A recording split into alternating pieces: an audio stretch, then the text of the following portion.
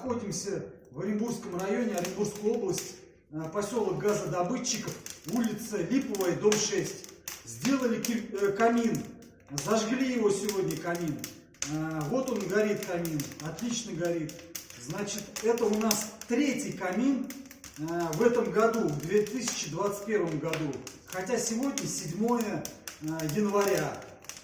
Камин сделан из царского кирпича, то есть из старинного кирпича, которым в Оренбурге разбирали, в том числе ликероводочный завод старый.